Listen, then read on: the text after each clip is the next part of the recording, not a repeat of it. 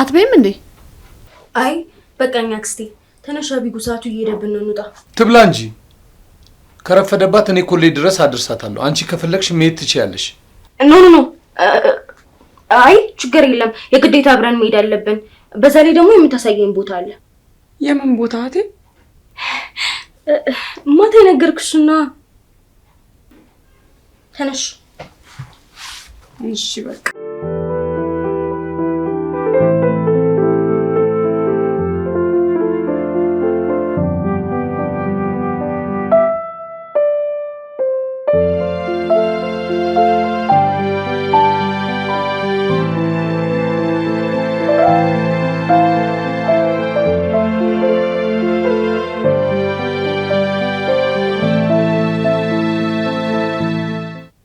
ልጆች ምንም ነገር ሳይበሉ እኮ ነው የሄዱት። ሄርሜላንስ ተያት፣ አቢጊ ናት እንጂ የምታሳዝነው። እሺ ምስኪን አንጀቴን በላቸው። ከተማ ደግሞ ከልጅነቷ ጀምሮ ሄርሜላን አትወዳትም። ቆይ ምን አርጋህ ነው? ነቀዝ ነገር ናታ፣ ነቀዝ ናት። እቺ ግን የዋህ ናት እኮ ትንሿ። ተው ከተማ፣ ሁለቱም የታላቅ እህቴ ያደራ ልጆቼ ናቸው። ሁለቱንም በአንድ ጌታ ነው ማየት ያለብክ። እንደዛ ካልሆነ የእህቴ አጥንት እሾክ ሆኖ ነው የሚወጋኝ። በየራስሽ ጉዳይ። ወልደሽልኝ ቢሆን ኖሮ እድሜ ልኬን የሰው ልጅ ሳሳድግ አልኖርም ነበር።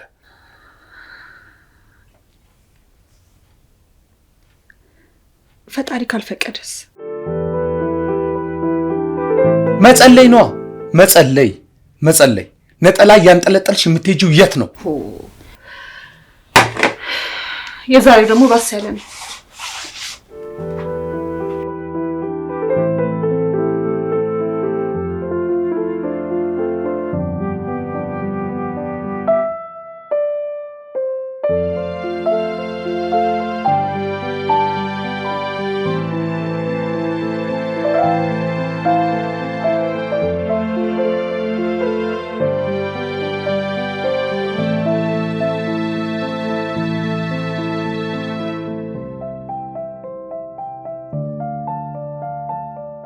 ቆይ ምንድነው ቅድም ማታ ምንም ሳትኛ ጣርፈሽ ይጠራሽ እንዴ? ከፈለኩሳ ምንድነው የፈለግሽው? ምንድነው ሲማሰይሽ? ምንም አልፈለኩም፣ ምንም አታሳየኝም። ታዲያ ለምን አጣርፈሽ ጠራሽ? ያክስቴ ባል እኮ ኮሌጅ አደርሰኝ ነበር። እንዴ እሱ እንዳደርስሽ አልፈለኩማ። ለምን አልፈለኩም አልኩሽ? እሱ በቂ ምክንያት አይሆንም እንዴ? ምን ማለት ነው? በቂ ምክንያት ከሌለሽ ለምንድን ነው የማትፈልጊው? ትሰሚኛለሽ? የምልሽን እያንዳንዷን ነገር የማድረግ ግዴታ አለብሽ። ምክንያቱም ታላቀትሽ ነኝ። ኦኬ እህቴ ሄርሜላ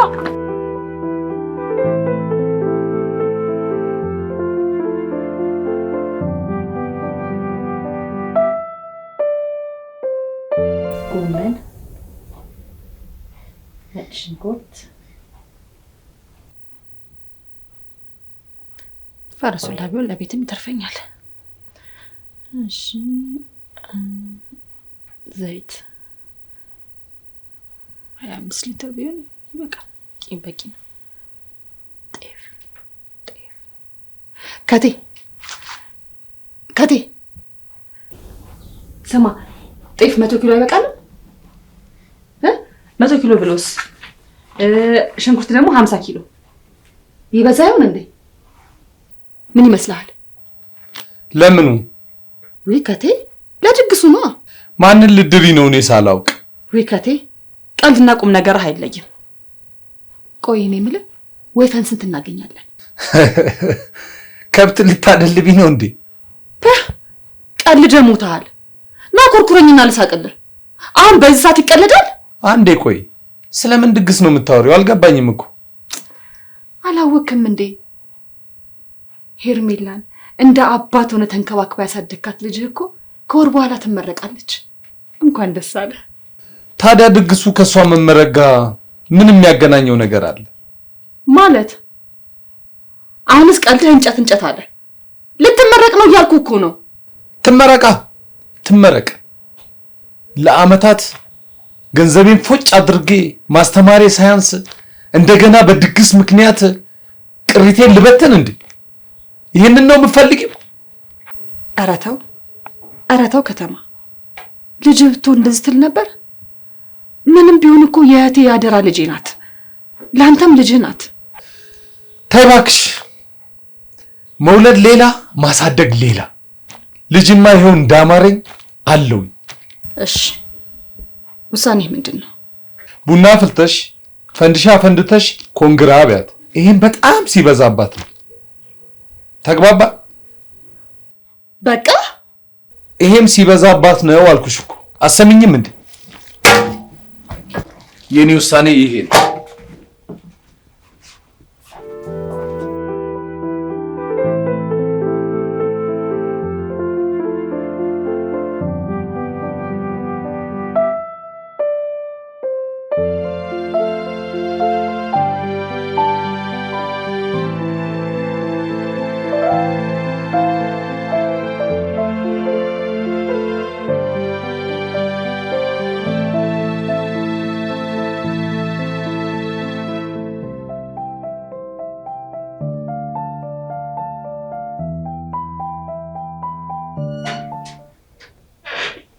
እንዴ ብቻሽን ነሽ እንዴ? ማንም የለም እንዴ? አዎ እህቴና አክስቴ ገቢ ነው። ጥሩ። ታዲያ ትምህርት እንዴት ነው? እንዴት ይዞሻል?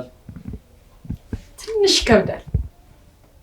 አይዞሽ፣ አንቺ ብቻ በርቺልኝ፣ ጠንክሪልኝ። እኔ አባትሽ ይኸውልሽ ከሰርግ በላይ ደግሼ ነው እማኮራሽ የምርቃትሽ ጊዜ። በእውነት አመሰግናለሁ። አንተ ከአባትም በላይ አባት ነህ። ተመርቄ ስራ ይዤ ውለታን ለመመለስ ያውቃል። ምንም የሚመለስ ውለታ የለም። ሁሉም የሚመለሰው በፍቅር ብቻ ነው። ፍቅር ታውቂያለሽ አይደል?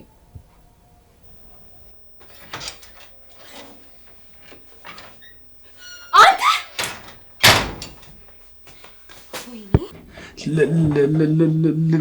ልጄ ጎበዝ ተማሪ ሆናለች። እያበረታተዋት እኮ ነው። ጎበዝ ተማሪ ሆናለች አለች። ይበቃል፣ ይበቃል። ይገባሃል የምልህ ነገር ይበቃል። እህቴ ምን ነው ተቆጣሽ? አንቺ ዝም በይ። ትንሽ ቀን ብቻ ታገሰኝ። የማደርገውን አሳያለሁ እኔ ከዛ በኋላ። ለምን እህቴ?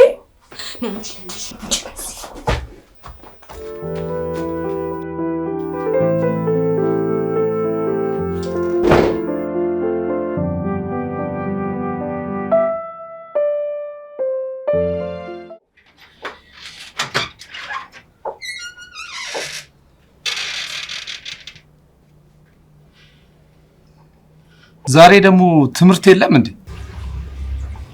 እኔ ብማር ባልማር አንተ ምን አገባክ? ቂመኛ ነሽ እባክሽ፣ ልክ እንደ እናትሽ። ዝም በል። የኔ እናት በእንዳንተ አይነቱ እርኩስ አንደበት የምትጠራም አይደለችም። ስሚ፣ ቆይ ምን አደረኩሽ? ስለ ሳምኩሽ ነው ወይስ ስለደፈሩሽ ነው? ወይስ እናትሽ ወንጀሌን አውቃ ዘብጥያ ልታወርደኝ ስትል ሲጥ አርግቼ ስለገደልኳት አሁን ከጥፋት ይቆጠራል?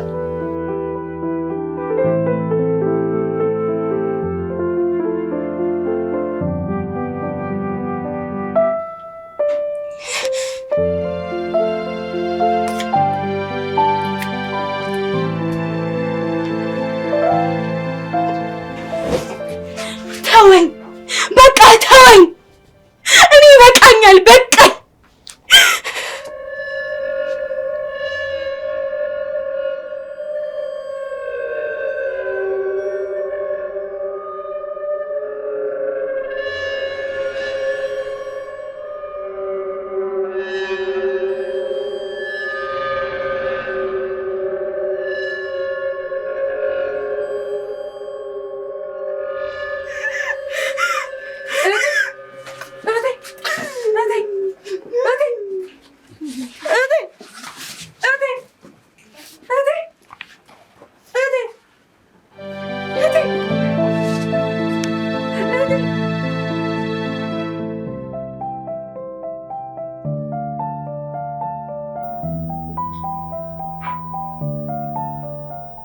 አጥሚት ልስራልሽ እንዴ?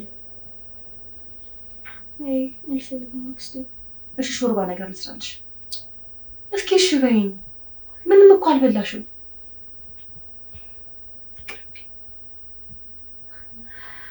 ወይኔ ልጄ፣ ይሄ ቀን እየጠበቀ የሚጥራትን በሽታ እንደው መፍትሄ ልጣለት። አልተሻላትም እንዴ? ወይ ለምን ገና ቃላት ደግሞ አክስቴ? እኔም ማሽባለችኝ እና አንዱ ሐኪም ቤት ወሰድኳት። ይሄ ቀን እየጠበቀ የሚጥላት ዲያብሎስ ነው እንጂ ምን ሊሆን ይችላል? ነው ብለሽ ነው? በጣም ጎበዝ ተማሪ ስለነበረች ያኔ 8ኛ ክፍል እያለች ሚኒስትሪ ስትፈተን ነበር የጀመራት። አረሳውም። ይሄ ቀን እየለየ ደስታን የሚረብሸውን ሰይጣንማ ማረጋውን ያውቃለሁ። አዎ እማዬ በሄርሜላ ህመም ነው ሁሌ በር ዘግታ እያለቀሰች እያዘነች ነው ሞታ የተገኘችው። ቆይ ልጄ በርታ በርታ በይልኝ እንጂ ጸበለስ እጄ ይሄን ክፉ መንፈስ ነው ከውስጥሽ ማስወጣልሽ። እንዴ አሁን እኮ የዋንጫ ተሸላሚ ስለሆነች እኮ ነው ቀን እየጠበቀ በምርቃት ቀን እንደዚህ የሚያረጋት። ወይኔ ወይኔ አልማዝ፣ ቆይ ብቻ ታገግም እንጂ ጸበል ይዣት ነው የሚሄደው።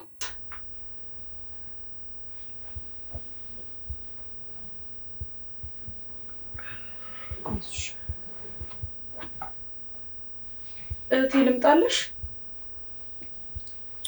ቆይ ታያት፣ እኔ አብሬያት ሆናለሁ። አይ እኔ ማንንም አልፈልግም፣ ማረፍ ነው የምፈልገው። እንዳቀሰቅሱ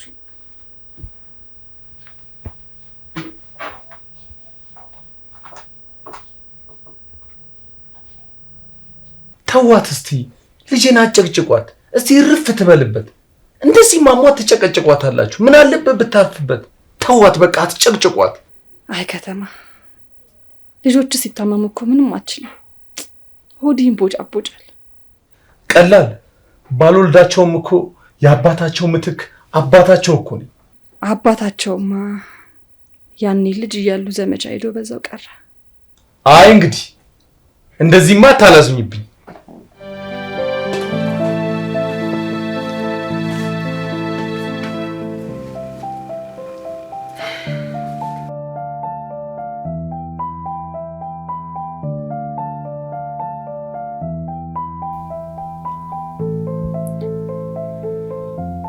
አቢጉዬ እህቴ፣ ወይ ጥቂት ጊዜ ብቻ ታገሽኝ እሺ? ትንሽ ብቻ። ከዛ በኋላ እኔና አንቺ ለብቻችን ቤት ተከራይተን በደስታ እንኖራለን።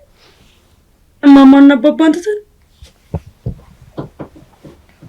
አቢጊያ፣ እውነታውን አንቺን ብትሆኚ ታውቂዋለሽ። አክስታችን ለኛ ጥሩ ሴት ናት። እሱንም አውቃለሁ። ከተማም ቢሆን ግን እንደ አባታችን ነው። ደህና ደሪ እንዴ። ቆይ አውራን አይደል እንዴ? ደህና ደሪ አልኩሽ እኮ። እሺ እቴ ደህና ደሪ።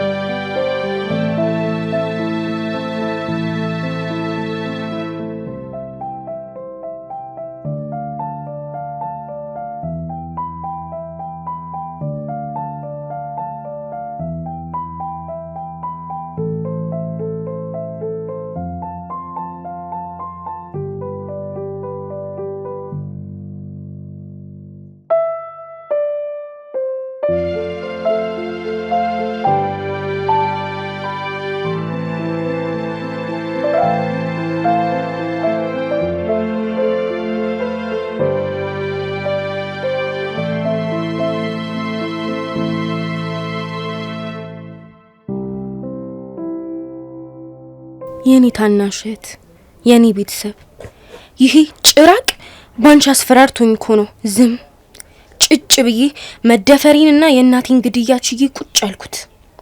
አንቺንም እንደ እናቴ አንቆ ይገልብኛል ብዬ እኮ ነው። የኔ እናት ዝም ያልኩት እኮ ለዛ ነው እንጂማ የትኛው የደስታ ልጅነት፣ የትኛው የወደፊት የሚያጓጓው ህይወት ኑሮ የሚመስሉሽ ነው? መኖር እኮ ላንቺ ነው። እንደ ቁማር ባንቺ ነፍስ አስፈራርቶኝ ነው እንጂ የደፈረኝን ችዬ እናቴን እንደገደለብኝ እያወቅ ህግ ቦታ ያልሄድኩት ባንቺ በታናሽቴ ያስፈራራኝ ስለሆነ ነው።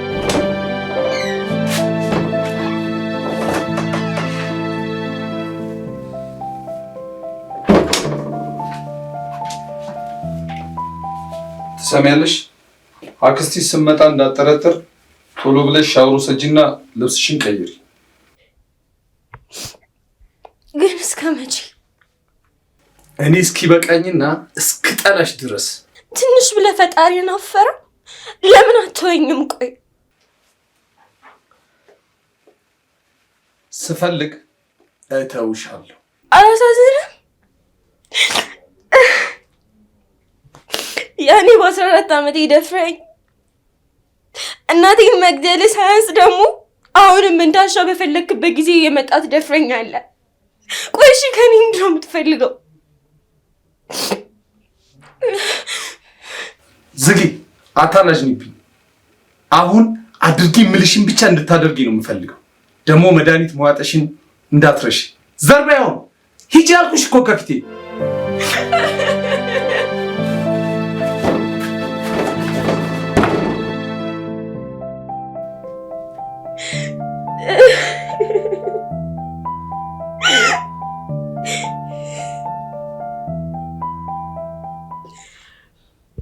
ምነው ፈጣሪ ምነው ይበቃሻል ብትለኝ።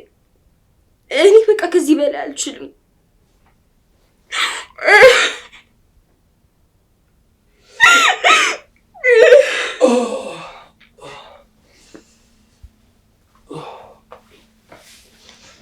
ምነው በዚህ በሌሊት አተኝም እንዴ? አተኝም አልክ? ከተኛው እኮ 11 ዓመት ሆነ። ቅኔ መሆኑ ነው ከገባህ? አዎ። ሰው እንዴት ያዘነበትን ቀን እንደ ልደቱ ቀን ያስታውሰዋል? እኔ መሞት የጀመርኩበትን የ11ኛ ዓመት ልደቴን ፈጽሞ አረሰው። ሻማና ኬኩ የት አለ ታዲያ? በጋራ አይደል እንደ ጀመርነው? በጋራ እናክብረዋ ታዲያ። ሴት ብትሆን ኖሮ አያም ደግሞ ሴት ልጅ ብትኖር ኖሮ ትንሽ እንኳን ህሊና ቢኖር ኖሮ ህመሙ ምን ያህል እንደሆነ ይገባ ነበር። ግድ የለም ኬክ አያስፈልገኝም። የምቆርሰው የቆሰለ ልብ አለ። ግድ የለም ሻማም አያስፈልገኝ። ለኩሼ የማቃጥለው ተስፋ የቆረጠ አንጀት አለ። እሱ የራስሽ ጉዳይ። እስካስፈለግሽኝ ድረስ በጠራው ሰዓትና ባስፈለግሽኝ ሰዓት ትገኛለሽ። አይ አሻፈረኝ የምትይ ከሆነ ግን እህትሽንም ልክ እንዳንቺ ደፍሬ እንደ እናትሽ አንቄ ሲጣረግልሻለሁ። በመወዳት አንድ አለችኝ ብዬ በማስባት በምሳሳላት እህቴ በህይወቷ ተደራደርክባት አይደል? ይሄ ታዲያ ጥበብ እኮ ነው።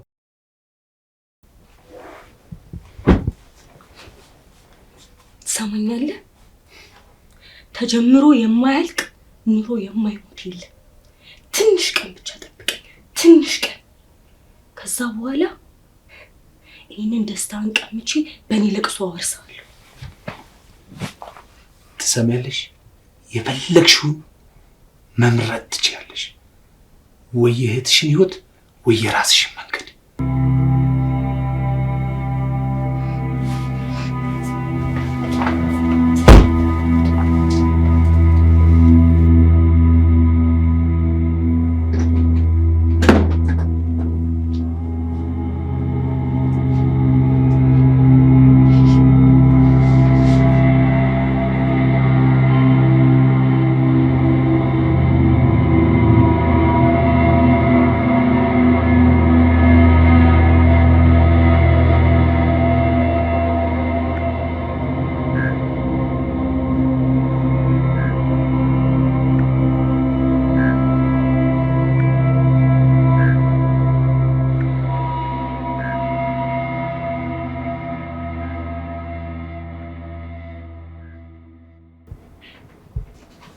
አጎቴ ወይ ትምህርት ቤት ላይ ነው። በቃ ደህና ነው።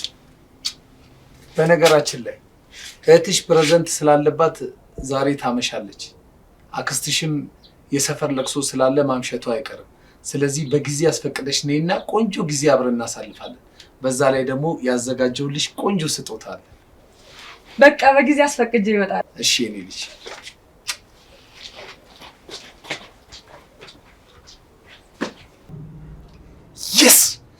የስ ዛሬ አዲስ ድንግልና ይገኛል። ይህን ቀን ነበር ስጠብቀው የነበር። ወንድነት ይፈተናል። በቃ አሁን ቤቱን ፏፏ አርግቼ ልጠብቃት።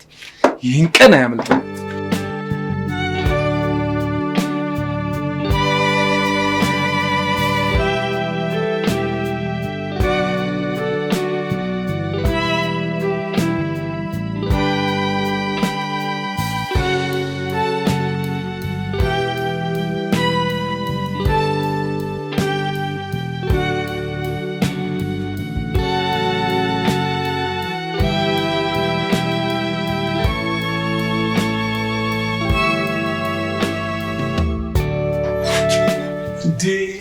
ልጄ መጣሽልኝ። ፈቀድልሽ እንዴ? አዎ። ይኸው የሚያምር ስጦታ ቀሚስ ከስችልሻለሁ። yes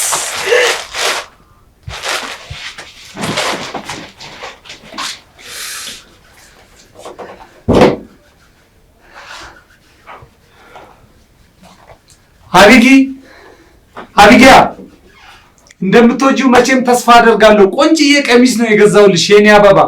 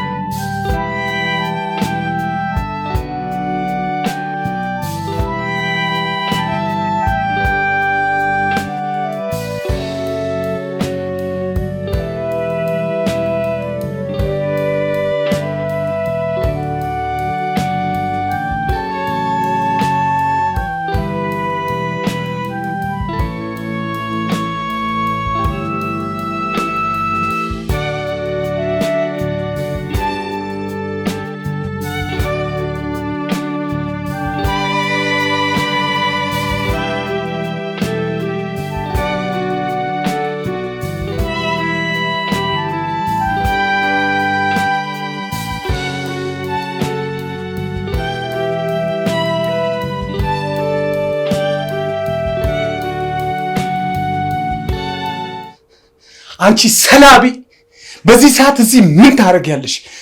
እንዴትስ ገባሽ? ቤቱ ጋር ነው የገባሽው? ሲጀመር መቼ ሄድኩና? ፕሬዘንቱስ ድራማ ነው።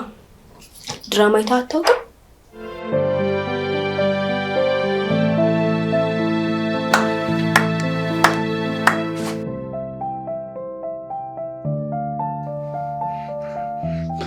ምን እየተፈጠረ ነው? ምን እያደረጋችሁ ነው? ምን ለማድረግ አስባችሁ ነው? እህቴን ዘመኗ ሙሉ በእኔ ህይወት እያስፈራራ የነጠቃት ልጅነት ሳያንስ አሁንም እኔን ህልሜን ልነጥቀኝ ነው? አንተ ጭራቅ ልጅ አቤኪ፣ ይኸውልሽ ስሚኝ አንዴ። ዝም ብል እባክህ። እንዳንተ አይነቱ ጨካኝ አውሬና እርኩስ የሆነ ሰው ልጅ ሊኖረውም አይችልም አይገባውም። አንቺ አፍሽን ዝጊ፣ ዝም በይ። ራስህ ዝም በል።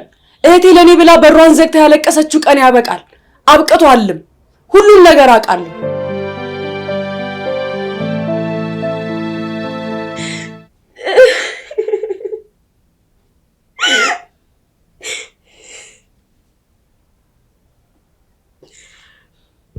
ምነው ፈጣሪ፣ ምነው ይበቃሻል ብትለኝ። እኔ በቃ ከዚህ በላይ አልችልም።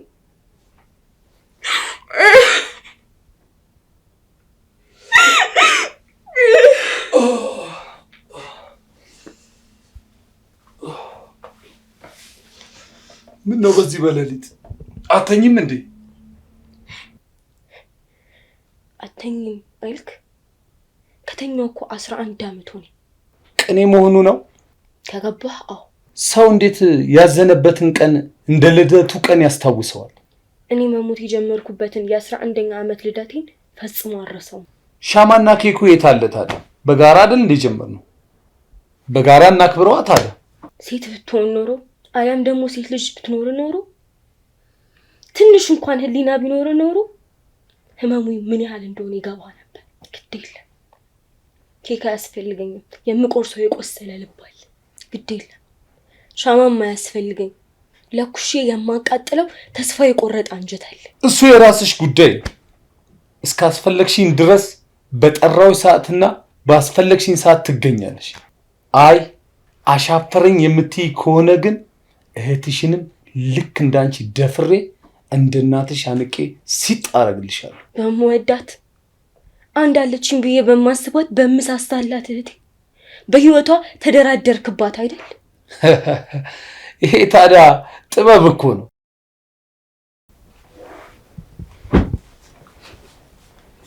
ሰማኛለህ? ተጀምሮ የማያልቅ ኑሮ የማይሞት የለ። ትንሽ ቀን ብቻ ጠብቀኝ፣ ትንሽ ቀን። ከዛ በኋላ ይህንን ደስታን ቀምቼ በእኔ ለቅሶ አወርሳለሁ። ትሰሚያለሽ? የፈለግሽውን መምረጥ ትችያለሽ። ወይ እህትሽን ህይወት ወይ የራስሽን መንገድ።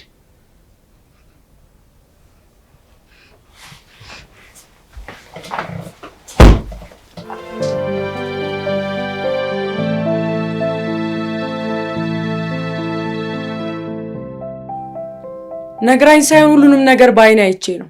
ግን አንቺ እንዴት ቻልሹ? ምን የሚሉት ፍቅር ነው? ከአንቺ ህይወት በላይ ለእኔ ህይወት ማሰቡን እንዴት ቻልሽበት? በምን የፍቅር ሚዛን ለክተሹ ነው? ከአንቺ ህይወት እንዴት የኔ ህይወት በለጠብሽ? የመጀመሪያ ታላቅ እህት የእናት ምትክ ናት ይባል የለ?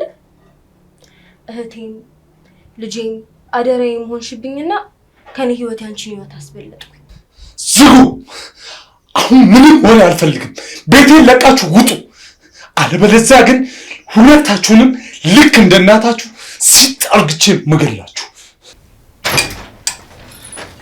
ይሄው መርማሪ ፖሊስ ነኝ።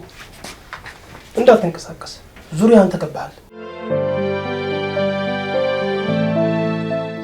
አልሚ፣ ውድ ባለቤቴ፣ ምን እየተካሄደ ነው? ምንድን እየሆነ ነው? አልገባኝም። እኔም የድራማ አንዱ ተሳታፊ ነኝ።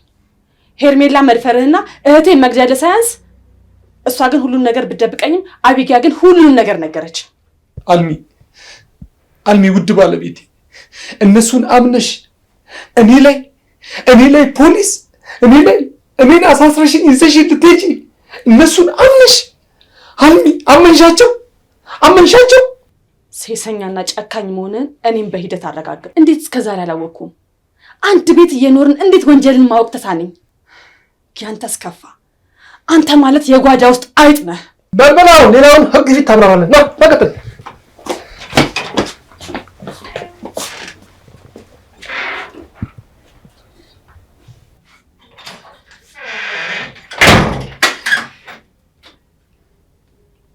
ልጆቼ ለስቃያችሁ ለመከራችሁ መድረስ አልቻልኩ። የእናታችሁ የእህቴን አደራ በልቻለሁ። ይቅር በሉ ልጆቼ። አክስቴ አንቺ ምን አደረግሽ? አንቺ እኮ ምንም የምታውቂው ነገር አልነበረም። አንቺ ንጹህ እውነተኛ የእናታችን ምትክ